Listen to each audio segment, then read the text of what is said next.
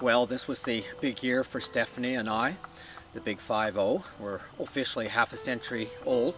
Over the last couple of years, Stephanie and I have begun to talk about finishing well and taking the last years of our life and making them more effective than our early years were. The logic is simple. We've gone through lots of life experiences. We've had some good ones and some bad ones as well. We've made lots of mistakes, and we have done some things well also. And so with that experience, the things that God has brought us through, we should be able to have even more impact on our world in these last years of our life, whatever years we have left.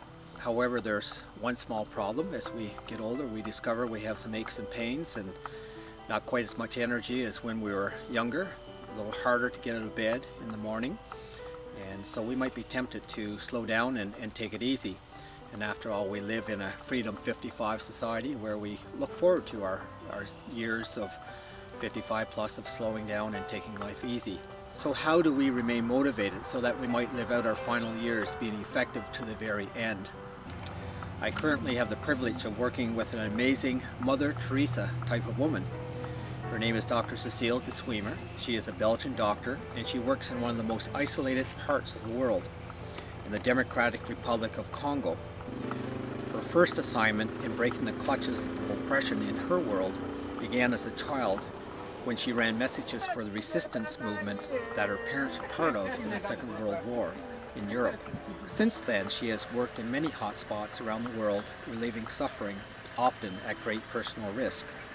Dr. Cecile is in her mid-70s, has a good pension, but suffers a great deal from Parkinson's disease.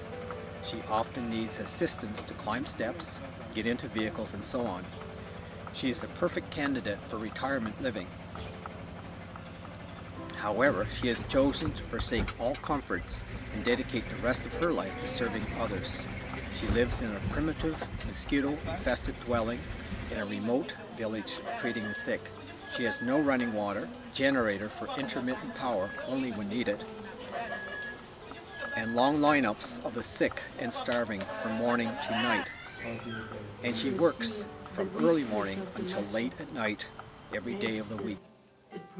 Isaiah 58 says, "Is not this the kind of fasting I have chosen, to loose the chains of injustice and untie the cords of the yoke, to set the oppressed free and break every yoke? Is it not to share your food with the hungry and to provide the poor wanderer with shelter?"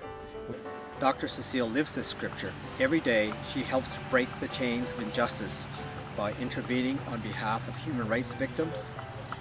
She rescues many who are accused of being witches, some about to be killed. She shares her own food with the hungry. She teaches people how to grow food.